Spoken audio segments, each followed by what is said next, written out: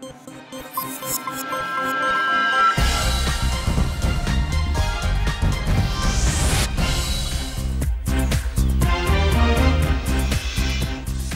করোনায় আরও 97 জনের মৃত্যু, নতুন রোগী ৩,৩০৬ জন। সংক্রমণ রোধে লকডাউন বাড়ছে আরও এক সপ্তাহ, কাল প্রজ্ঞাপন জারি।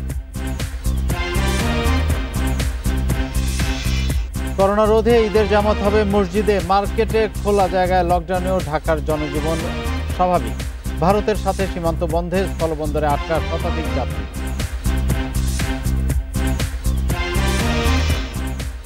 শাপলা চত্বর ও বায়তুল মোকাররমে তাণ্ডবের মামলায় মামুনুর সহ ৩ হেফাজত নেতা ৭ দিনের রিমান্ডে। হাটহাজারীতে নাশকতায় বাবুনগরীর বিরুদ্ধে ৩ মামলা।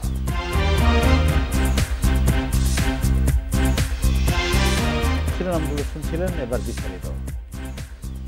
করোনা মোকাবিলায় লকডাউন আরও এক সপ্তাহ বাড়ানো হয়েছে। ২৮ এপ্রিল শেষ হতে যাওয়া বিধিনিষেধ চলবে ৫ মে পর্যন্ত। সোমবার আন্তঃমন্ত্রণালয় সভায় এ সিদ্ধান্ত নেওয়া হয়। কাল প্রজ্ঞাপন জারি হবে বলে জানান জনপ্রশাসন প্রতিমন্ত্রী। এদিকে তথ্য মন্ত্রণালয় বিবৃতি দিয়েছে, ঘরের বাইরে মাস্ক পরা বাধ্যতামূলক, না মানলে আইনি ব্যবস্থা। দ্বিতীয় ঢেউয়ে করোনায় শনাক্ত ও মৃত্যু বাড়তে থাকলে 14 এপ্রিল থেকে 7 দিনের লকডাউন দেয় সরকার। সেটি আরও কঠোর করে বাড়ানো হয় 28 এপ্রিল পর্যন্ত। এখন বাড়ানো হলো 5 মে পর্যন্ত। জনপ্রশাসন প্রতিমন্ত্রী জানান, ভারতে করোনা ভাইরাস পরিস্থিতি অবনতি হওয়ায় বাড়ানো হলো লকডাউন। এই সময় চলবে না গণপরিবহন, বন্ধ থাকবে সরকারি বেসরকারি অফিস। আমাদের বিশেষজ্ঞদের পরামর্শ যে আরো এক সপ্তাহ এটাকে কন্টিনিউ করতে হবে। ভারতের অবস্থাটা এত ডিটারিয়েট করছে, এইটা নিয়ে আমরা খুব ভয় পাচ্ছি যে এটা যদি বাংলাদেশে চলে আসে, প্রজ্ঞাপন আমাদের কালকে হবে। প্রতিমন্ত্রী আরও জানান, এই সময় মার্কেট ও দোকানপাট সকাল 10টা থেকে রাত 8টা পর্যন্ত খোলা থাকবে। চালু থাকবে ব্যাংক ও শেয়ার বাজার। অফিসগুলো যেভাবে আছে অফিসে বন্ধ থাকবে এবং আমাদের গণপরিবহন বন্ধ, দোকানপাটগুলো খোলা থাকলো, মার্কেট থাকবে 8টা পর্যন্ত। লকডাউনে বন্ধ থাকছে বাস, লঞ্চ ও ট্রেন চলাচল। তবে অভ্যন্তরীণ ও বিশেষ ব্যবস্থায় আন্তর্জাতিক ফ্লাইট চলবে। Hasif Mahmud Shah, independent News, Dhaka. দেশে করোনায় আরও 97 জনের মৃত্যু হয়েছে। এর মধ্যে পুরুষ 61 এবং নারী 36 জন। একদিনে আরও নতুন রোগী ৩,৩০৬ জন। নমুনা পরীক্ষা বিবেচনায় 24 ঘন্টায় শনাক্ত 12.82%। সোমবার স্বাস্থ্য অধিদপ্তরের বিজ্ঞপ্তিতে জানানো হয়, এ নিয়ে দেশে প্রাণহানি বেড়ে 11,150 জন। দেশে করোনায় আক্রান্তের হার কমলেও কমছে না মৃত্যুর সংখ্যা। গত 24 ঘন্টায় প্রাণহানি আরও 97 জনের। নতুন রোগী 3,306 জন। 25,786 নমুনা পরীক্ষা বিবেচনায় নতুন শনাক্তের হার 12.82%, যা গত এক মাসের মধ্যে সর্বনিম্ন। এর আগে 22 মার্চ নমুনা পরীক্ষা বিবেচনায় আক্রান্তের হার ছিল 11.19। 24 ঘন্টায় মৃতদের মধ্যে 61 জন পুরুষ ও 36 জন নারী। এদের সবাই হাসপাতালে মারা গেছে। মৃত 97 জনের মধ্যে ঢাকা বিভাগেরই ছিলেন 63 জন। বিশেষজ্ঞরা বলছেন, দেশে মৃত্যুর এই উচ্চ হারের কারণ বিদেশ থেকে আসা নতুন ভ্যারিয়েন্টের ব্যাপারে পর্যাপ্ত গবেষণার অভাব। ক্লিনিক্যালি আমরা যে ক্যারেক্টারিস্টিক পাচ্ছি, যেগুলো অত্যন্ত দ্রুত গতিতে রোগীর অবস্থা খারাপ করে ফেলছে এবং সংক্রমণের যে গতিটা অত্যন্ত তীব্র এবং খুব তাড়াতাড়ি এটা ছড়িয়ে পড়ছে এবং রোগীদেরকে আমাদের চিকিৎসা করার সময় দিচ্ছে না। এটাই সবচেয়ে খারাপ দিক, যে আমরা রোগীকে এটা বুঝবো, চিকিৎসা করবো, সেই সময়টা এরা দিচ্ছে না এবং এই জন্য আমাদের ডক্টররা চিকিৎসা করতে হিমশিম খাচ্ছে এবং মৃত্যুর হারটা বেড়ে যাচ্ছে। গত 24 ঘন্টায় করোনা মুক্ত হয়েছেন 4,241 জন। এ নিয়ে মোট সুস্থ হয়েছেন 6,61,693 জন। মাহমুদুন নবী, ইন্ডিপেন্ডেন্ট নিউজ। প্রথম ডোজ সাময়িক বন্ধের কারণে করোনার টিকা না পেয়ে অনেকেই আজ ফিরে গেছেন। হাসপাতাল কর্তৃপক্ষ বলছে, সরকারের নির্দেশনাতেই টিকা দেওয়া সাময়িক বন্ধ করেছেন তারা। তবে যারা প্রথম ডোজ নিয়েছেন তাদের দেয়া হচ্ছে দ্বিতীয় ডোজের টিকা। 7 এপ্রিল পর্যন্ত করোনার প্রথম ডোজ নিয়েছেন 57 লাখ মানুষ। এদের মধ্যে দ্বিতীয় ডোজ পেয়েছেন 21 লাখ। এখনও ঘাটতি আছে 14 লাখ ডোজ টিকা। তাই প্রথম ডোজ টিকা বন্ধের সিদ্ধান্ত নিয়েছে স্বাস্থ্য অধিদপ্তর। সারা দেশে করোনার টিকা দেওয়া শুরু হয় 7 ফেব্রুয়ারি। প্রথম ও দ্বিতীয় ডোজ মিলিয়ে এ পর্যন্ত টিকা পেয়েছেন প্রায় 80 লাখ মানুষ। স্বাস্থ্য বিভাগের হাতে টিকা মজুদ আছে 22 লাখ। ভারত থেকে টিকার নতুন চালান এখনও না আসায় দেখা দিয়েছে অনিশ্চয়তা।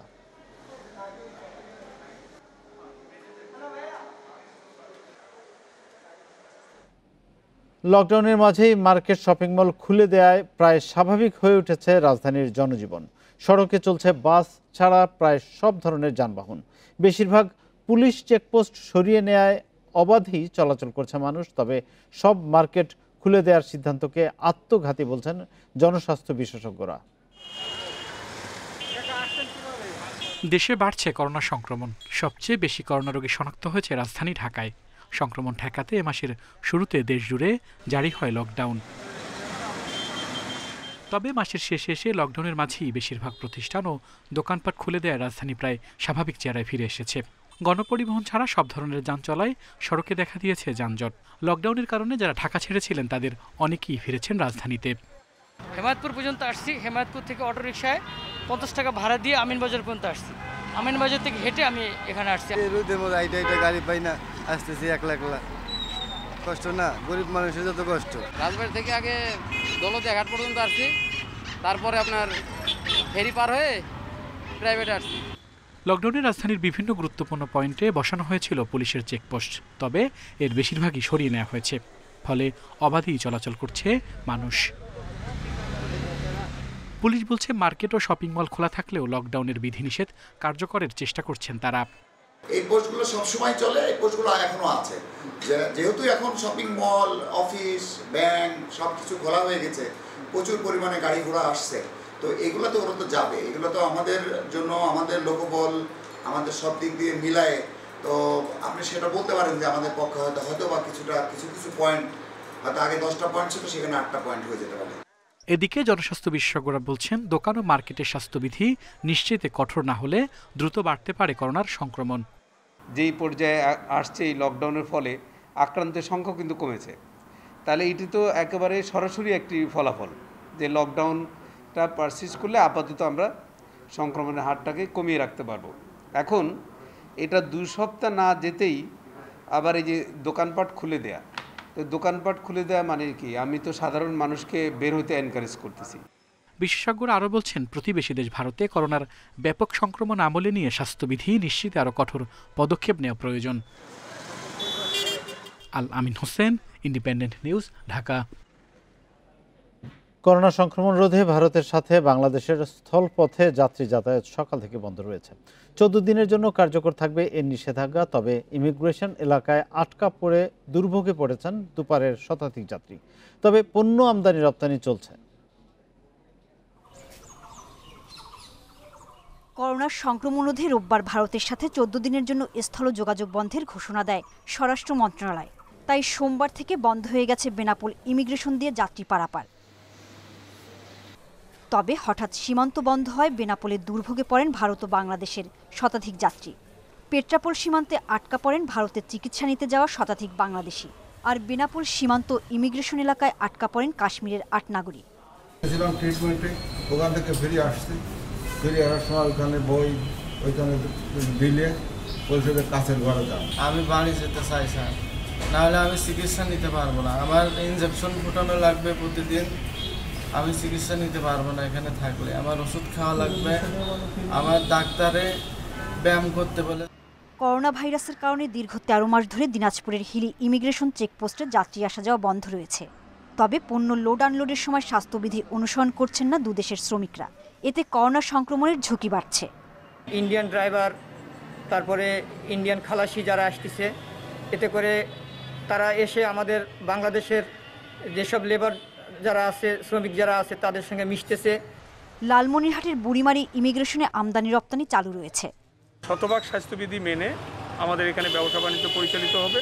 সেই লক্ষ্যে ভারত থেকে এবং ভুটান থেকে তারা যে পণ্যগুলো আমাদের দেশে পাঠাবে, অর্থাৎ আমরা যেগুলো ইম্পোর্ট করব, সেগুলো ঠিক একইভাবে স্বাস্থ্যবিধি মেনে সেগুলোকে পণ্য খালাস সহ অন্যান্য কার্যক্রম হবে।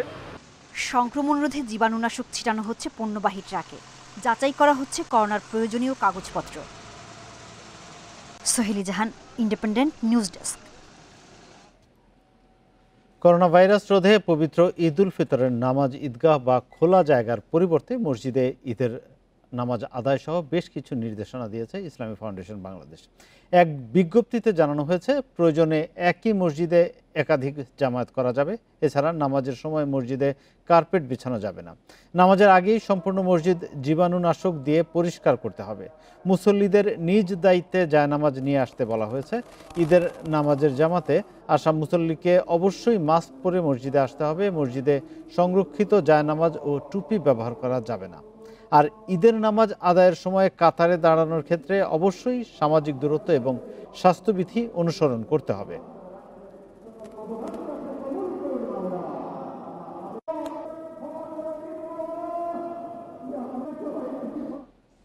করোনা মহামারী থেকে পৃথিবীকে রক্ষা করতে উন্নত বিশ্ব এবং উন্নয়ন অংশীদারদের এগিয়ে আসার আহ্বান জানিয়েছেন প্রধানমন্ত্রী শেখ হাসিনা। জাতিসংঘের এশিয়া ও প্রশান্ত মহাসাগরীয় অঞ্চলের অর্থনৈতিক ও সামাজিক কমিশন এসক্যাপ এর ৭৭তম অধিবেশনে তিনি এ আহ্বান জানান। Pandemic has made many people poorer while many others are corona মহামারী বিশ্বজুড়ে স্বাস্থ্য ব্যবস্থা ও অর্থনীতিগুলোকে ধ্বংস করে দিয়েছে। বাংলাদেশ করোনা মোকাবেলায় সামাজিক সুরক্ষা, চাকরি ধরে রাখা এবং অর্থনীতিকে সুদৃঢ় করতে সরকার এরই মধ্যে প্রায় 14.6 বিলিয়ন ডলারের প্রণোদনা প্যাকেজ ঘোষণা করেছে, যা দেশের জিডিপির 4.44%। কোভিড মহামারী থেকে দ্রুত পুনরুদ্ধারে উন্নত বিশ্ব, উন্নয়ন অংশীদার এবং আন্তর্জাতিক আর্থিক প্রতিষ্ঠানগুলোর এগিয়ে আসা উচিত। 2013 সালের শাপলা চত্বরের তাণ্ডব এবং গত মাসে মোদির সফর নিয়ে নাশকতার 2 মামলায় হেফাজত নেতা মামুনুল হক সহ 3 জনের 7 দিন করে রিমান্ড মঞ্জুর করেছে আদালত। সকালে ঢাকার মহানগর হাকিম সাদবির ইয়াসির আহসান চৌধুরী পুলিশের আবেদনের পরিপ্রেক্ষিতে এ রিমান্ড মঞ্জুর করেন। রাজধানীর মোহাম্মদপুর থানার ভাঙচুর মামলায় মামুনুল হকের 7 দিনের রিমান্ড শেষে ডিবি কার্যালয় থেকে কড়া নিরাপত্তায় তাকে নেওয়া হয় আদালতে। গ্রেপ্তারকৃত হেফাজতে ইসলামের আরও 2 নেতা জুনায়েদ আল হাবিব ও জালালউদ্দিন কাশেমিকেও হাজির করা হয়। 2013 সালে শাপলা চত্বরে হেফাজতের তাণ্ডবে মতিঝিল থানার মামলায় এই 3 জনের 10 দিন করে রিমান্ডের আবেদন করে পুলিশ। আর গত মাসে ভারতের প্রধানমন্ত্রী নরেন্দ্র মোদীর সফরের সময় বাইতুল মোকাররমে হামলা ও নাশকতায় পল্টন থানার মামলায় আরও 10 দিনের রিমান্ড চাওয়া হয়। শুনানি শেষে আদালত প্রত্যেকের মতিঝিলের মামলায় 4 দিন এবং পল্টন থানার মামলায় 3 দিনের রিমান্ড মঞ্জুর করেন। 60/3/2021 এটা সন্ত্রাস বিরোধী আইনের মামলা, কিন্তু এই মামলায় কোথাও কোন গাড়ি অথবা কোন গাড়িকে কি ক্ষতি করেছে সে সম্পর্কে কোনো বিবরণ নাই। ওই মামলাটার এজাহারটা শুধুমাত্র একটা ভেগেজাহার, এই ভেগেজাহারের ভিত্তিতেই এই মামলাটি হয়েছে। আমি বিজ্ঞ আদালতকে বলেছি মামুনুল হক এবং জুনায়েদ হাবিব তাদের বিরুদ্ধে 2টি মামলায় মোট 7 দিন পুলিশ রিমান্ড মঞ্জুর করেছে। আর বাকি 3টি আরেকটা মামলা যেটা জালালউদ্দিন, সেখানেও 3 দিনে পুলিশ রিমান্ড মঞ্জুর করেছে এবং আর 2টি মামলায় সেখানে তাদেরকে সন্দেশ ডাকানো হয়েছে। গত 18 এপ্রিল মোহাম্মদপুরের জামিয়া রহমানিয়া আরাবিয়া মাদ্রাসা থেকে গ্রেপ্তার হন মামুনুল হক। হামলা, তাণ্ডব ও সহিংসতার মোট 18টি মামলার আসামি এই হেফাজত নেতা।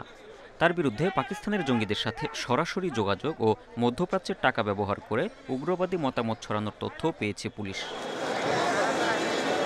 কাজী শামীম হাসান, ইন্ডিপেন্ডেন্ট নিউজ, ঢাকা। চট্টগ্রামের হাটহাজারীতে সহিংসতার ঘটনায় হেফাজতে ইসলামের আহ্বায়ক জুনায়েদ বাবুনগরী সহ 150 থেকে 200 জনের নাম উল্লেখ করে এবং অজ্ঞাতনামা 3000 জনের বিরুদ্ধে 3টি মামলা হয়েছে। গত বৃহস্পতিবার হাটহাজারী থানায় 3টি মামলা হলেও আজ বিষয়টি গণমাধ্যমকে নিশ্চিত করেছে পুলিশ। 3টি মামলার মধ্যে চট্টগ্রাম জেলা পুলিশের বিশেষ শাখার কনস্টেবল সোলাইমানের করা মামলায় জুনায়েদ বাবুনগরী, হেফাজত নেতা মীর ইদ্রিস, নাসির উদ্দিন সহ 16 জনের নাম উল্লেখ করে 150 থেকে 200 জনকে আসামি করা হয়েছে। এছাড়া হাটহাজারী থানার 2 কনস্টেবলের অপর 2 মামলায় 132 জনের নাম উল্লেখ করে আরও প্রায় 3000 জনকে অজ্ঞাতনামা আসামি করা হয়েছে। এসব মামলায় গেল মাসে হেফাজতের ডাকা হরতালে গাড়িতে অগ্নিসংযোগ, থানা, ভূমি অফিস ও পুলিশের উপর হামলার অভিযোগ আনা হয়।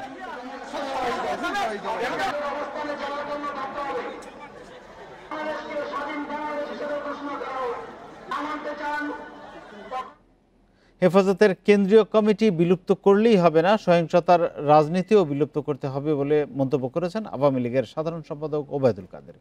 করোনার এই সময়ে রাজনীতি না করে সবাইকে মানুষের পাশে দাঁড়ানোর আহ্বান জানান তিনি।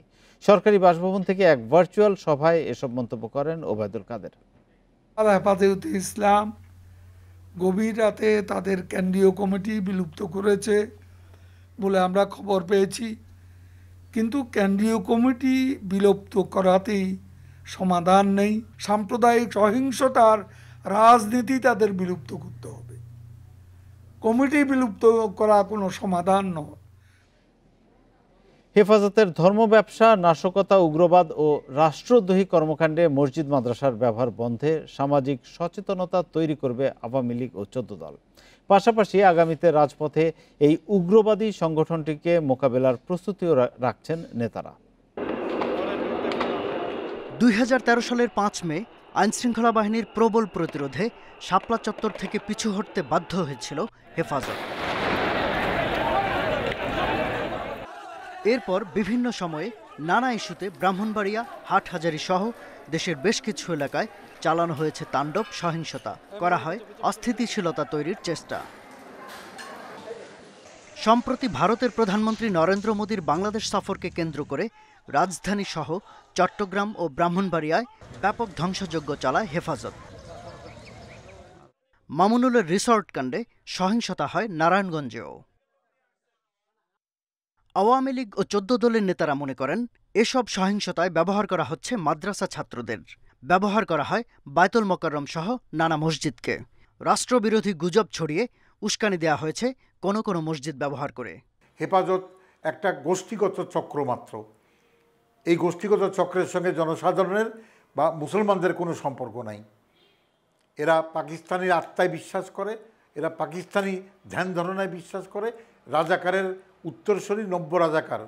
ধর্ম বিশ্বাসকে পুঁজি করে যারা জঙ্গিবাদী রাষ্ট্র পরিণত করতে চায়, তাদের শক্তি জানান দিতে চায়, তাদের বিরুদ্ধে আমাদের প্রতিরোধ চলবে। মসজিদের মতো পবিত্র স্থান ও মাদ্রাসার কোমলমতি শিশুদের উগ্রবাদী কর্মকাণ্ডে ব্যবহার বন্ধে তাই কাজ করবে আওয়ামী লীগ ও 14 দল। একা সরকারের উপরে এটা দায়িত্ব ছেড়ে না দিয়ে মাদ্রাসা এবং মসজিদগুলো কোনো রাজনীতির বা হেফাজতের ঘাঁটি হিসাবে এটাকে ব্যবহার যাতে না করতে পারে, সেই রাজনৈতিক সামাজিক কাজটা 14 দল তৃণমূল থেকে গড়ে তুলবে। শাপলা চত্বর থেকে শুরু করে এ পর্যন্ত তাদের সকল কর্মকাণ্ড আমরাই শুধু না, দেশবাসী লক্ষ্য করেছে। কাজেই আমরা এদেরকে আর এক চুল ছাড় দেওয়ার পক্ষে নয়। মুক্তিযুদ্ধের আদর্শ, দেশের সামাজিক ও সাংস্কৃতিক মূল্যবোধ বিরোধী কর্মকাণ্ড ও প্রচারণাকে কোনোভাবেই ছাড় দেওয়া হবে না বলেও সতর্ক করেন নেতারা। Shahadat Swapan, Independent News, Dhaka. Corona মহামারীর মধ্যে একটি উগ্রবাদী সন্ত্রাসী গোষ্ঠী দেশে নৈরাজ্য সৃষ্টির অপচেষ্টা চালিয়েছিল। দুঃখজনক হলেও সত্য, তাদের পক্ষে বিবৃতি দিচ্ছেন বিএনপি মহাসচিব। দুপুরে জাতীয় প্রেস ক্লাবে এক অনুষ্ঠানে এসব কথা বলেন তথ্যমন্ত্রী। এ সময় তিনি করোনায় অক্লান্ত কাজ করে যাওয়া গণমাধ্যম কর্মীদের প্রশংসা করেন। একটি উগ্র ধর্মান্ধ গোষ্ঠী বাংলাদেশে নৈরাজ্য সৃষ্টি করার অপচেষ্টা চালিয়েছিল, নৈরাজ্য চালিয়েছিল। সরকার যখন তাদেরকে গ্রেপ্তার করছে, তাদের পক্ষে বিবৃতি দিচ্ছে অত্যন্ত দুঃখজনক হলেও সত্য বিএনপির মহাসচিব। আমার প্রশ্ন হচ্ছে, করোনা মহামারীর মধ্যে যারা জনগণের গাড়ি ঘোড়া পোড়ায় এবং মানুষের ঘরবাড়ি পোড়াতে গিয়ে পবিত্র কোরআন শরীফে পুড়িয়ে দেয়, তাদের বিরুদ্ধে কি এই বাংলাদেশে ফৌজদারি আইন অকার্যকর করে দিতে হবে? করোনা পরিস্থিতি মোকাবেলায় ব্যর্থতার দায় নিয়ে স্বাস্থ্যমন্ত্রীর পদত্যাগ দাবি করেছেন বিএনপির মহাসচিব মির্জা ফখরুল ইসলাম আলমগীর। দুপুরে এক ভার্চুয়াল সংবাদ সম্মেলনে তিনি এই দাবি জানান। বিএনপি মহাসচিব বলেন, অবহেলার কারণে করোনা পরিস্থিতি মোকাবেলায় পুরোপুরি ব্যর্থ হয়েছে সরকার। আগাম টাকা দেওয়ার পরও ভারত থেকে টিকা আনায় অনিশ্চয়তায় উদ্বেগ প্রকাশ করেন তিনি। করোনা সংকট মোকাবেলায় সরকার 1 বছর সময় পেলেও যথাযথ পদক্ষেপ নেওয়া হয়নি বলে দাবি করেন মির্জা ফখরুল। নিম্ন আয়ের মানুষকে প্রণোদনা দেওয়ারও আহ্বান জানান তিনি।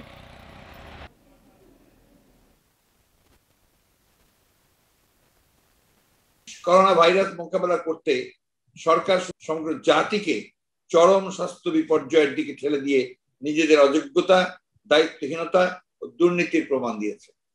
যে এই সার্বক্ষণিক কথা বলা যে স্বাস্থ্যমন্ত্রী আছেন তার সকল দায় দায়িত্ব নিয়ে ব্যর্থতা দায় নিয়ে তার অবিলম্বে পদত্যাগ করা উচিত। কুয়েতে দণ্ডিত বাংলাদেশের সাবেক এমপি কাজী শহীদ ইসলাম পাপুলের কারাদণ্ড 4 বছর থেকে বেড়ে 7 বছর করা হয়েছে। সোমবার তার দণ্ডাদেশ 3 বছর বাড়িয়েছে কুয়েতের একটি আপিল আদালত। এছাড়া পাপুলকে 20 লাখ কুয়েতি দিনারের অর্থদণ্ডও দেওয়া হয়েছে। কুয়েতে পাপুলের বিরুদ্ধে ঘুষ লেনদেন এবং মানব পাচারের এবং অর্থ পাচারের একটি মামলা করা হয়। 28 জানুয়ারি ঘুষ লেনদেনের দায়ে 4 বছরের কারাদণ্ড দেওয়া হয়। একই মামলায় এবার মানব পাচারের দায়ে 3 বছরের কারাদণ্ড ও অর্থ জরিমানা করা হয়েছে। অন্যদিকে পাপুলের বিরুদ্ধে অর্থ পাচারের মামলা এখনও বিচারাধীন। মানব ও অর্থ পাচারের অভিযোগে গত বছরের 6 জুন কুয়েতের বাসা থেকে গ্রেপ্তার হন পাপুল। দণ্ডাদেশের পর লক্ষ্মীপুর 2 আসনের সংসদ সদস্য পদ হারান তিনি। 2 থেকে 3 দিনের মধ্যেই বৃষ্টির সম্ভাবনা আছে বলে জানিয়েছে আবহাওয়া অফিস। এই মুহূর্তে দেশের 9টি অঞ্চলের উপর দিয়ে তাপপ্রবাহ বইছে, যা আরও বাড়তে পারে বলে জানিয়েছেন আবহাওয়াবিদরা। এছাড়া আগামী 24 ঘন্টায় সারা দেশের দিনের ও রাতের তাপমাত্রা সামান্য বাড়তে পারে।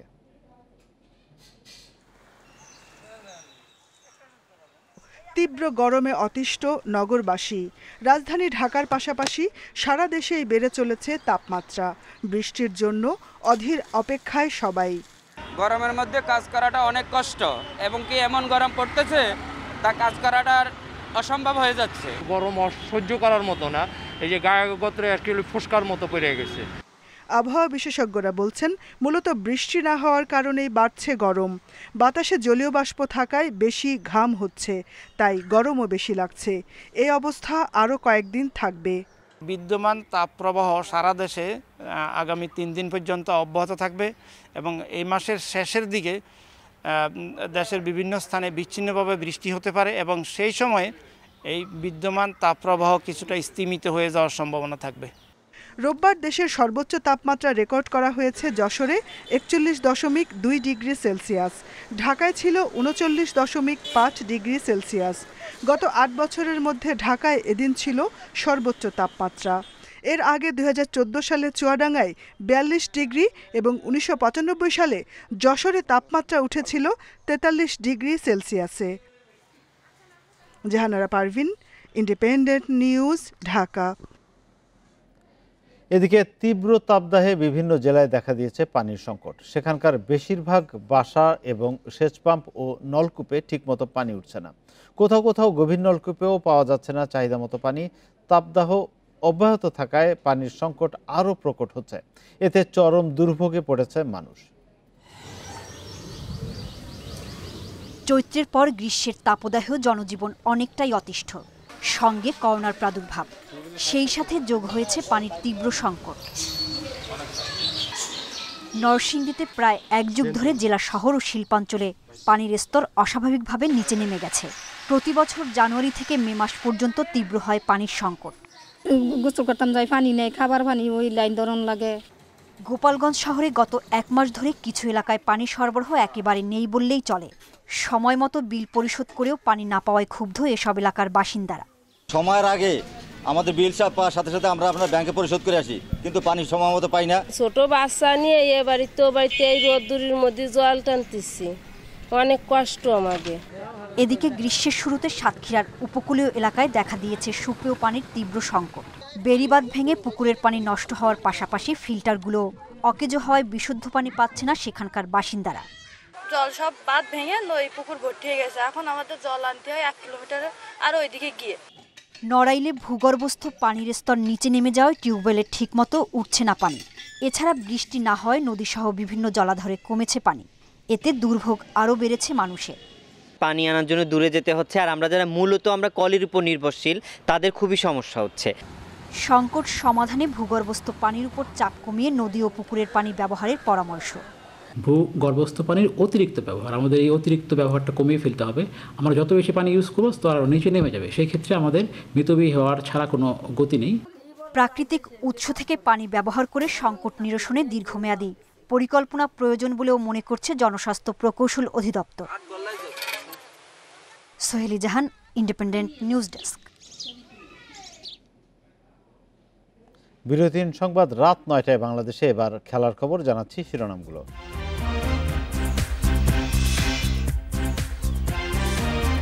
ক্যান্ডিতে শ্রীলঙ্কার সাথে ড্রতেও প্রাপ্তি অনেক, সাহস নিয়ে এগোবে। এখনও লিগ জয়ের আশা ছাড়েনি শেখ জামাল, দ্বিতীয় পর্বের ধারাবাহিক পারফরমেন্সের সাথে ভাগ্যকে পাশে চান কোচ মানিক।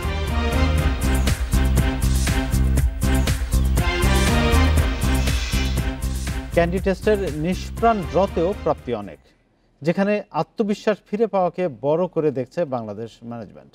সাদা পোশাকে এভাবে প্রতিদ্বন্দ্বিতা করতে পারলে ধীরে ধীরে জিততে শিখবে দল, বিশ্বাস খালেদ মাহমুদ সুজনের। পরের টেস্টে উইকেট পরিবর্তনের আশা করছেন টাইগারদের টিম লিডার। ক্যান্ডির প্রথম টেস্ট দিয়েছে নতুন শুরুর বার্তা। বিদেশে ধুঁকতে থাকা বাংলাদেশ দল ব্যর্থতার বৃত্ত ভেঙে ফিরে পেয়েছে আত্মবিশ্বাস। অভিজ্ঞতা, তারুণ্যের যে সমন্বয়, তাতে সাহস জুগিয়েছেন খালেদ মাহমুদ সুজন। টিম লিডারই যেন জেগে ওঠার মন্ত্র খুঁজে নিয়েছে। নিষ্প্রাণ ড্রতেও যেন প্রাণ ফিরেছে টাইগার ডেরায়। আমরা যাতে একটা প্রপার টেস্ট টিম হিসেবে নিজেদেরকে গড়ে তুলতে পারি, এই ছেলেরা যাতে গড়ে উঠতে পারে এবং আমরা যদি এইভাবে কম্পিট করতে পারি ইন টেস্ট ম্যাচেস, তাই আমি মনে করি যদি এইভাবে আমরা প্রায় একটা বছর যদি অ্যাটলিস্ট আমরা এরকম ড্র করতে পারি, বেটার ক্রিকেট খেলতে, ভালো ক্রিকেট খেলতে পারি, ব্যাটসম্যানরা উপর থেকে দায়িত্ব নিয়ে ব্যাটিং করে, তবে একটা সময় আসবে যখন আমরা টেস্ট ম্যাচ জেতা শিখবো ইনশাআল্লাহ। তামিমের অ্যাগ্রেসিভ ব্যাটিং, শান্তর লম্বা সেঞ্চুরি কিংবা বিদেশে মুমিনুলের প্রথম ম্যাজিক ফিগার, এসবই আগামীর পথে এগোনোর রসদ। ব্যাটিং স্বর্গে প্রত্যাশিত ড্রতে প্রাপ্তির পাল্লা ভারী হয়েছে, কিন্তু লড়াইয়ে ভারসাম্য না থাকায় প্রশ্নের মুখে পাল্লেকেলের কন্ডিশন। পরের ম্যাচে উইকেটের বদল চাইছেন সুজন। তো ফ্ল্যাট উইকেট ছিল, যেখানে টেস্ট ম্যাচের আর এই গরম কন্ডিশনে এই উইকেটে তো আসলে রেজাল্ট হওয়ার ভেরি ডিফিকাল্ট আসলে। তা আমি মনে করি যে এরপরে আমাদের জন্য অন্যরকম কিছু অপেক্ষা করছে, সেটা এখনই কি উইকেট না দেখে বলা যাবে না। কালকে আমরা মাঠে যাবো আশা করি, হয়তো একটা সিমিং উইকেট হতে পারে, আমি কতটুকু সিমিং হবে আমি জানি না, কিংবা হয়তো বা স্পিন সহায়ক উইকেট হতে পারে, বাট ডেফিনেটলি ফ্ল্যাট উইকেট হবে না বলে আমি ধারণা করছি। সেটা শ্রীলঙ্কা টিমও হয়তো বা খুব একটা পছন্দ করেনি এই উইকেটটাকে। টেস্টে উইন্ডিজ লজ্জার পর নিউজিল্যান্ডে ভরাডুবি, চাপে থেকেই শ্রীলঙ্কা এসেছিল বাংলাদেশ। প্রথম টেস্টের পারফরমেন্সে চাঙ্গা মুমিনুলের দল, ধারাবাহিকতা রেখে বিশেষ কিছু চাই পরের ম্যাচে। Bangladesh have done exceedingly well. Abidur Rahman, independent news. হারের চক্র ভেঙে নতুন শুরুর আশা। পাল্লেকেলেতে শ্রীলঙ্কার বিপক্ষে প্রথম টেস্ট ড্রয়ে উজ্জীবিত বাংলাদেশ দল। পারফরমেন্সের পাশাপাশি অধিনায়ক মুমিনুল হকের সাহসী সিদ্ধান্তে বেশ খুশি কোচ এবং ক্রিকেট বিশ্লেষক নাজমুল আবেদিন ফাহিম। সাইফ হাসান 2 ইনিংসে ব্যর্থ হলেও আরেকটা সুযোগ দেওয়ার পক্ষে তিনি। দেশে কিংবা দেশের বাইরে সাদা পোশাকে নাবিশ্বাস উঠছিল। টানাহারের সমালোচনায় মাঠে মনোযোগ রাখা চ্যালেঞ্জিং ছিল ক্রিকেটারদের। সেই মুহূর্তে শ্রীলঙ্কার বিপক্ষে টেস্ট ড্র ক্রিকেটার ম্যানেজমেন্টকে দিয়েছে প্রশান্তি। প্রথম ইনিংসে তামিম, শান্ত, মুমিনুলের দায়িত্বশীল ব্যাটিং চোখ এড়ায়নি, তবে মুমিনুলের সাহসী সিদ্ধান্ত প্রশংসা কুড়িয়েছে। সবুজ উইকেটে টস জিতে ব্যাটিং নিয়ে বড় সংগ্রহ করে বাংলাদেশ। একাদশও ছিল পরিপক্কতার ছাপ। 6 ব্যাটসম্যান আর 5 বোলার রেসিপিতে এসেছে সাফল্য। 5 জন বোলার থাকার কারণে আমরা এই 2 দিন বা আড়াই দিন যতটুকু ফিল্ডিং করেছি, পুরোটা সময় কিন্তু আমাদের বডি ল্যাঙ্গুয়েজ খুব ভালো ছিল। ক্যাপ্টেনের হাতে একটা অপশন ছিল, সবসময় কেউ না কেউ আছে এবং ফ্রেশ অবস্থায় কেউ না কেউ বোলিং করতে আসছে। এই ধরনের উইকেটে টসে জিতে কিন্তু আমরা কখনোই ব্যাটিং নেই না। আমাদের স্বাভাবিক প্রবৃত্তি হচ্ছে এখান থেকে ফিল্ডিং এ চলে যাওয়া, বোলিং এ চলে যাওয়া। সেখান থেকে যে আমরা না করে যে আমরা ব্যাটিং নিয়েছি, এটাকে দারুণ সাহসের পরিচয় দিয়েছে ক্যাপ্টেন। একই ভেন্যুতে সিরিজের দ্বিতীয় টেস্ট, উইকেটে খুব একটা পরিবর্তনের সম্ভাবনা নেই। সেক্ষেত্রে গেম প্ল্যানে পরিবর্তন আনবে কি ম্যানেজমেন্ট? ওপেনিংয়ে তামিমের পার্টনার সাইফ হাসান 2 ইনিংসে হতাশ করলেও তাকে আরও একটা সুযোগ দেওয়ার পক্ষে নাজমুল আবেদিন। যেহেতু সাইফ একটা ম্যাচ খেলেছে, আমার মনে হয় না যে আরো একটা সুযোগ না দিয়ে ওকে সরিয়ে দেওয়াটা খুব ভালো একটা কাজ হবে। যদিও সবাই চাইবে যে সাদমান খেলুক, আর সাদমান ইতিমধ্যে ভালো খেলেছে এবং সাইফ ভালো খেলেনি। আমার মনে হয় সাইফের কনফিডেন্সটা ঠিক রাখার জন্য ওকে আরেকটা সুযোগ দেওয়া উচিত। পাল্লেকেলের নিষ্প্রাণ উইকেটে গতি আর আগ্রাসনে লেটার মার্ক পেয়েছেন তাসকিন। ইবাদত একটা উইকেট পেলেও রাহি থেকেছেন উইকেট শূন্য। কন্ডিশন বিবেচনায় শেষ টেস্টে নতুন কাউকে দেখে নেওয়ার সুযোগ ম্যানেজমেন্টের। সেক্ষেত্রে তরুণ সেন্সেশন শরীফুল ইসলামকে এগিয়ে রাখছেন নাজমুল আবেদিন। Saiful Majumder, Independent News. ভারতে প্রতিদিনই হচ্ছে করোনা আক্রান্তের রেকর্ড, মৃতের সংখ্যাও বেড়ে চলেছে। তারপরেও দেশটিতে চলছে ক্রিকেট উৎসব IPL। পরিস্থিতি বিবেচনায় নিজ দেশে ফিরে গেছেন একাধিক ক্রিকেটার। আর পরিবারের পাশে দাঁড়াতে আইপিএল থেকে সরে দাঁড়িয়েছেন রবিচন্দ্রন আশ্বিন।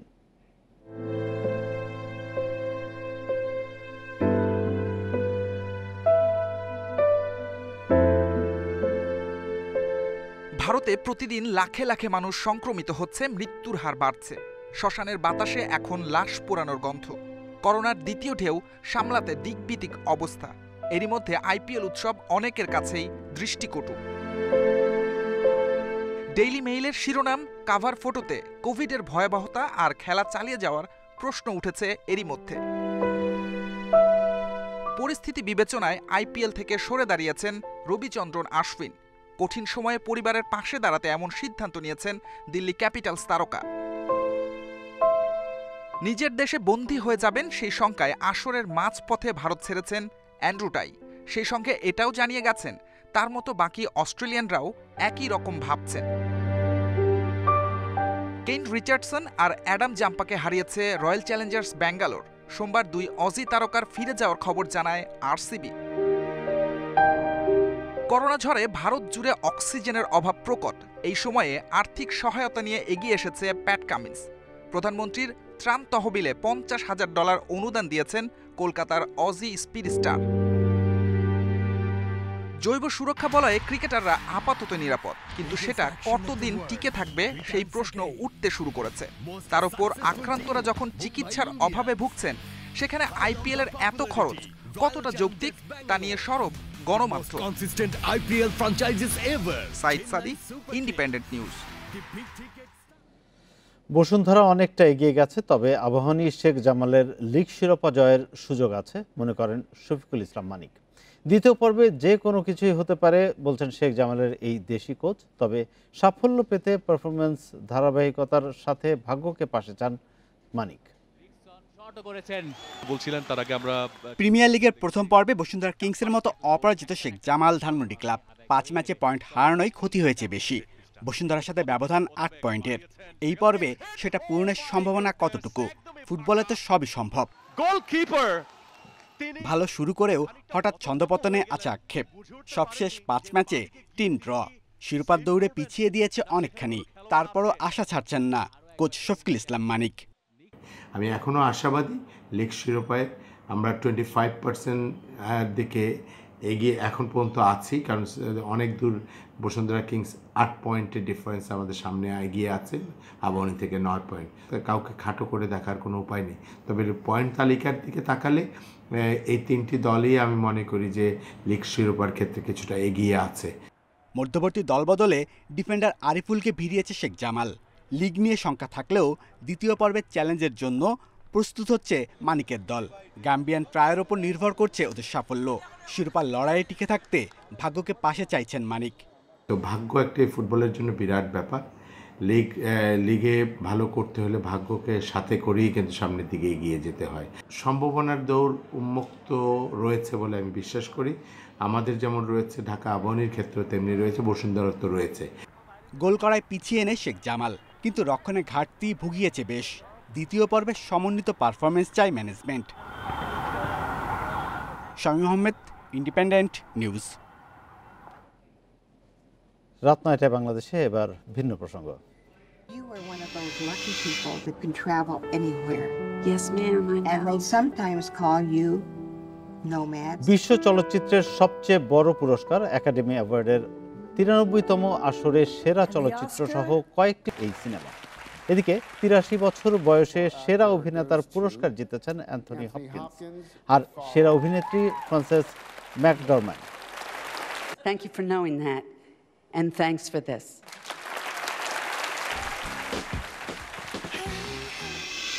আর এ নিয়ে প্রতিবেদনটি থাকছে সংবাদের শেষ অংশে। যাচ্ছি পরের প্রসঙ্গে। খাদ্যশস্যের মজুদ বাড়াতে এবার মিলার এবং কৃষকদের কাছ থেকে বেশি দামে ধান চাল কেনা হবে বলে জানিয়েছেন খাদ্যমন্ত্রী সাধন চন্দ্র মজুমদার। চলতি বোরো মৌসুমে ধানের দাম কেজি প্রতি 27 টাকা এবং আতপ ও সেদ্ধ চাল যথাক্রমে 40 ও 39 টাকা নির্ধারণ করা হয়েছে বলে জানান তিনি। সোমবার এক সংবাদ সম্মেলনে তিনি একথা জানান।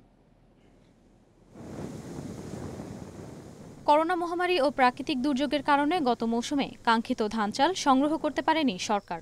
তাই খাদ্যশস্যের মজুদ বাড়াতে এবার সংগ্রহ মূল্য বাড়ানোর সিদ্ধান্ত নিয়েছে সরকার। সোমবার সকালে এ বিষয়ে এক অনলাইন সংবাদ সম্মেলনের আয়োজন করে খাদ্য মন্ত্রণালয়। চলতি বোরো মৌসুমে ২৭ টাকা কেজি দরে ৬,৫০,০০০ টন ধান এবং ১১,৫০,০০০ টন আতপ ও সেদ্ধ চাল ৪০ ও ৩৯ টাকা কেজি দরে কেনা হবে বলে জানালেন খাদ্যমন্ত্রী। গতবার ২৬ টাকা ছিল প্রতি কেজি ধানের দাম, এইবার সেটা বাড়িয়ে ২৭ টাকা করা হয়েছে এবং চাউলের দাম ছিল ৩৭ টাকা আর আতপ ছিল ৩৬ টাকা। সেই জায়গাতে সিদ্ধ চাউল ৪০ টাকা প্রতি কেজি এবং আতপ চাল ৩৯ টাকা প্রতি কেজি এটা নির্ধারণ করা হয়েছে। মন্ত্রী জানান, চলতি বছর ধানের উৎপাদন ভালো। কোনো প্রাকৃতিক দুর্যোগ না হলে লক্ষ্যমাত্রা পূরণে আশাবাদী সরকার। দেশে বোরো ধান সংগ্রহ শুরু হবে আগামী বুধবার থেকে এবং চাল সংগ্রহ শুরু হবে ৭ মে থেকে, জানান তিনি। ধান চাল সংগ্রহ শেষ হবে ৩১ আগস্ট। গত বোরো মৌসুমে ৬ লাখ মেট্রিক টন ধান ও ১১ লাখ মেট্রিক টন চাল সংগ্রহের লক্ষ্যমাত্রা নির্ধারণ করা হয়েছিল। তবে সংগ্রহ হয় লক্ষ্যমাত্রার চেয়ে অনেক কম। Ishrat Suma, Independent News, Dhaka. রাজধানীর আরমানিটোলার মুসা ম্যানশনে অগ্নিকাণ্ডের ঘটনায় ২ গোডাউন মালিককে গ্রেপ্তার করেছে র্যাব। আগুনের ঘটনায় বংশাল থানায় করা মামলায় গ্রেপ্তার করা হয় তাদেরকে। র্যাবের মুখপাত্র জানান, গ্রেপ্তার হওয়া মুস্তাফিজুর রহমান এবং মোস্তফা হলেন মঈন অ্যান্ড ব্রাদার্স এবং RS এন্টারপ্রাইজের স্বত্বাধিকারী। তারা কোনো অনুমোদন ছাড়াই ৫ বছরের বেশি সময় ধরে কেমিক্যাল ব্যবসা করছেন। বাড়ির নিচের গোডাউনে অবৈধভাবে দাহ্য পদার্থ এবং কেমিক্যাল মজুদ রাখতেন তারা, জানিয়েছে র্যাব। গেল ২৩ এপ্রিল মুসা ম্যানশনে আগুনের ঘটনায় ৪ জনের মৃত্যু হয়, দগ্ধ হন আরও ২১ জন। আগুনের ঘটনার পরেই পালিয়ে যান ২ গোডাউন মালিক। পরে এ ঘটনায় বাদী হয়ে মামলা করে বংশাল থানা পুলিশ।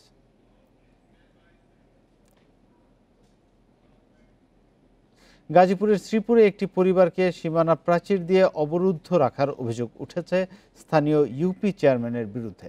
বাধ্য হয়ে গত ২১ দিন ধরে মই বেয়ে যাতায়াত করছেন ওই পরিবারের সদস্যরা। ভুক্তভোগীদের অভিযোগ, বসতবাড়িটি দখলে নিতেই অমানবিক প্রভাব খাটাচ্ছেন চেয়ারম্যান। গাজীপুরের শ্রীপুর উপজেলা, সেখানকার চকপাড়া গ্রামের সবজি বিক্রেতা আশরাফ আলী বয়সের ভারে ঠিকমতো হাঁটাচলা করতে না পারলেও ৭ ফুট উচ্চতার দেয়াল মই বেয়ে যাতায়াত করতে হচ্ছে তাকে। তার পরিবারের ৮ সদস্যকে এভাবে ঝুঁকি নিয়ে চলাচল করতে হচ্ছে গত ৩ সপ্তাহ ধরে। আশরাফ আলীর অভিযোগ, মাওনা ইউনিয়নের চেয়ারম্যান জাহাঙ্গীর আলম খোকনের যোগসাজশে প্রভাবশালী একটি চক্র তার ভিটেমাটি দখলে নিতে প্রাচীর তৈরি করেছে। খোকন চেয়ারম্যানে বাউন্ডারি করে হচ্ছে, না আমার কোনো জায়গা দিত না, বাড়ি ভরবা করতেছে, আমি বাড়ি না। সম্প্রতি ভিটেমাটি রক্ষায় জেলা প্রশাসন কার্যালয়ের সামনে স্থানীয়দের নিয়ে মানববন্ধন করে পরিবারটি। পরে শ্রীপুর থানায় লিখিত অভিযোগ দিয়েও মেলেনি কোনো সমাধান। পরিবারের চলাচলের রাস্তাটি খুলে দেওয়ার দাবি স্থানীয়দের। ফুল সম্পত্তি তারা জোর করে নিতেছে, রাস্তাঘাট সবকিছু বন্ধ করে লাইছে। আমি কইছি যে আমার রাস্তা রাখলেন না, বলে কি আর রাস্তা রাখুন তো লেগে, এই তোর তলে কি আর রাস্তা রাখুন, এই জায়গা আমাকে ব্যাগ বদ্ধ করবো, তাদের কোনো রাস্তাঘাট নাই। উনি রাস্তা দিয়ে চলাফেরা করতে পারুক, এই রাস্তাটা করে দেওয়া হোক, এটাই আমার দাবি এবং এলাকাবাসীর দাবি। এ বিষয়ে অভিযুক্ত ইউপি চেয়ারম্যান জাহাঙ্গীর আলম খোকনের সঙ্গে বারবার যোগাযোগ করা হলেও ক্যামেরার সামনে কথা বলতে রাজি হননি। পরে মুঠোফোনে এটিকে মিথ্যাচার বলে দাবি করেন। তার তো কিছুই নাই এনে, এখন হ্যাঁ যে তাদের পাশে বইরা এই ইস্যু কইরা তার এই লোকটার ইস্যু কইরা রাজনৈতিক ফায়দা লুটছে। এটা যদি এই বেটা না বুঝে, বেটার বয়স ৭০ বছর, তাহলে আমি কি বেটা জ্ঞান দিতাম? দেয়াল দেয়া মানবাধিকার লঙ্ঘন বলছে জেলা প্রশাসক। তদন্ত করে ব্যবস্থা নেওয়ার আশ্বাস তার। ইউপি চেয়ারম্যান মানুষের রাস্তা নিশ্চিত করা কাজ তার। সে যদি মানুষের রাস্তা আটকে রাখে তাহলে এটা হয়তো যদি তার দোষ হয় তাহলে উনিও কিন্তু এই আইনের আওতায় চলে আসবেন। আশরাফ আলী ৪০ বছরের বেশি সময় ধরে পৈতৃকভাবে এ বাড়িতেই বসবাস করে আসছেন। জীবনের শেষ সময়টাও এখানেই কাটাতে চান তিনি। Independent News desk. রাজধানীর দরিদ্র ও অসহায়দের মাঝে ইফতার বিতরণ করা হয়েছে ঢাকা ক্লাবের সৌজন্যে। একটি সংস্থা কমলাপুর ও আশপাশের এলাকার প্রায় ৫০০ অসহায় হতদরিদ্রের মাঝে ভালো কাজের হোটেল শিরোনামে খাবার বিতরণ করে। দরিদ্রদের মাঝে ভালো উদ্যোগ আর ভালো কাজের প্রয়াস ছড়িয়ে দিতে এমন উদ্যোগ নেওয়া হয়েছে, জানান আয়োজকরা। সংস্থাটির নেতৃবৃন্দের মধ্যে উপস্থিত ছিলেন খন্দকার মুশিউর জামান রুমেল, মোহাম্মদ আরিদিন, ভোরের কাগজ পত্রিকার সম্পাদক শ্যামল দত্ত সহ অনেকে। করোনা পরিস্থিতিতে অসহায় দরিদ্রদের সহায়তায় সকলকে এগিয়ে আসার আহ্বান জানান আয়োজকরা।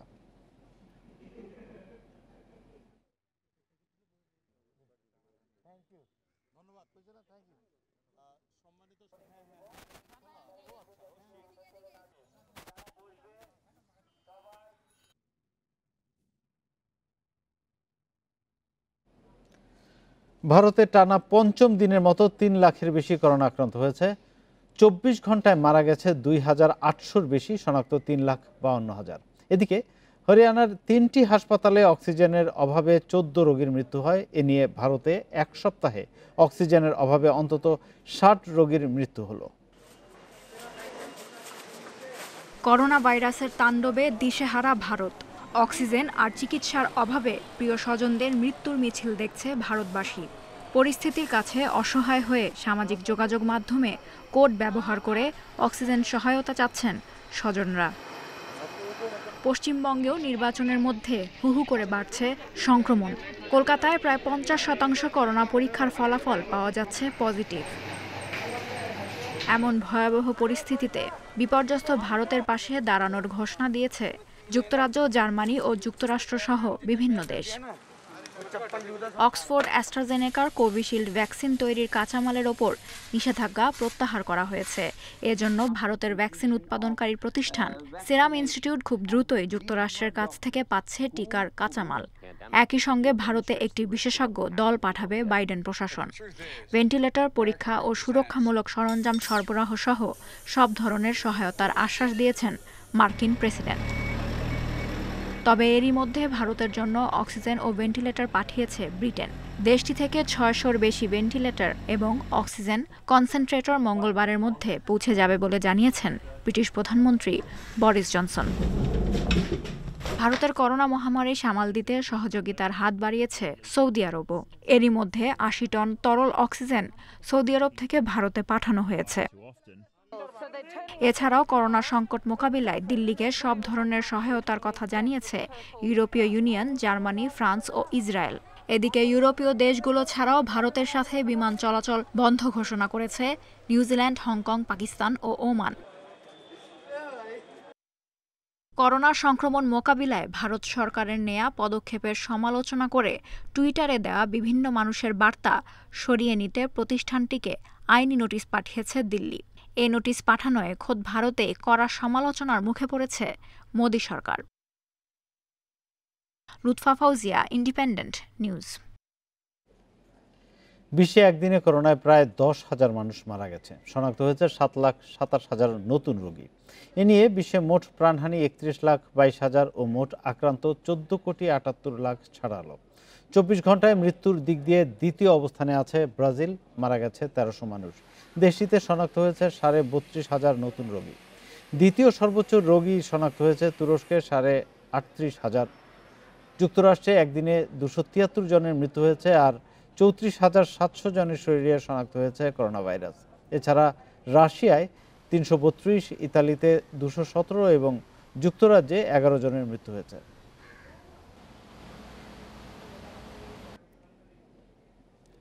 করোনায় বিপর্যস্ত ভারতের পশ্চিমবঙ্গের বিধানসভা নির্বাচনের ৭ম ধাপের ভোট শেষ। স্থানীয় সময় বিকেল ৫টা পর্যন্ত ৩৪ আসনে পড়েছে ৭৫.০৬% ভোট। এর মধ্যে কলকাতায় ভোট পড়েছে ৫৯.৯১%। বাকি ৫ জেলার মধ্যে সবচেয়ে কম ভোটের হার কলকাতাতেই। আর সবচেয়ে বেশি ভোট পড়েছে মুর্শিদাবাদে। মুর্শিদাবাদের শমশেরনগর ও জঙ্গিপুরের প্রার্থী মারা যাওয়ায় এই ধাপে ৩৬ আসনের বদলে ভোট হয় ৩৪টিতে। মুর্শিদাবাদ ও মালদা জেলা মুসলিম ঘাঁটি হওয়ায় তৃণমূল তাদের শক্ত অবস্থান ধরে রাখতে পারবে বলে মনে করছেন নির্বাচক বিশ্লেষকরা। অন্যদিকে ভবানীপুর, রাসবিহারী, কলকাতা বন্দর ও বালিগঞ্জের মতো গুরুত্বপূর্ণ আসনে জয় পেতে মরিয়া বিজেপি। বিশ্ব চলচ্চিত্রের সবচেয়ে বড় পুরস্কার একাডেমি অ্যাওয়ার্ডসের ৯৩তম আসরে সেরা চলচ্চিত্র সহ কয়েকটি পুরস্কার জিতে নিয়েছে নেটফ্লিক্সের নোম্যাডল্যান্ড। এবার সবচেয়ে বেশি ৮৩ বছর বয়সে সেরা অভিনেতার পুরস্কার জিতে রেকর্ড করেছেন অ্যান্থনি হপকিন্স আর সেরা অভিনেত্রী Frances ম্যাকডরম্যান্ড। those lucky people that can travel anywhere. Yes, ma'am. And they sometimes call you. ষাটোর্ধ্ব এক যাযাবর নারীর জীবন সংগ্রাম নিয়ে সাজানো নোম্যাডল্যান্ড। অর্থনৈতিক মন্দায় বিপর্যস্ত স্বামীহারা নারীর নিঃসঙ্গতাকে প্রতিবাদ্য করে নির্মিত চলচ্চিত্রটি মন কেড়ে নিয়েছে কোটি দর্শকের। তার স্বীকৃতি মিলল বিশ্ব চলচ্চিত্রের সবচেয়ে বড় পুরস্কার অস্কারেও। 93তম একাডেমি অ্যাওয়ার্ডসের আসরে 3টি প্রধান ক্যাটাগরিতেই বাজিমাত করেছে নোম্যাডল্যান্ড। সেরা ছবির খেতাব জেতা সিনেমাটি পরিচালনা করা ক্লোয়ি ঝাওয়েরও ঝুলিতে গেছে সেরা পরিচালকের সম্মান। ইতিহাসের দ্বিতীয় নারী এবং প্রথম অশ্বেতাঙ্গ নারী হিসেবে এ পুরস্কার জিতলেন ঝাও। শুরুতেই আমি ধন্যবাদ জানাতে চাই আমার পুরো ইউনিটকে। আমি মনে করি আমাদের সৃষ্টিকর্তার প্রতি বিশ্বাস এবং ধৈর্য ধরা উচিত। তাছাড়া আমরা একে অপরকে অনুপ্রেরণা দিলে সবাই মিলেই এগিয়ে যাওয়া সম্ভব। আর এই ছিল বিরতিহীন সংবাদ রাত 9টায় বাংলাদেশে। ইন্ডিপেন্ডেন্ট টেলিভিশনের সব খবর আরও বিস্তারিত জানতে চোখ রাখুন আমাদের ফেসবুক, ইউটিউব এবং টুইটারে। সাথে থাকার জন্য ধন্যবাদ।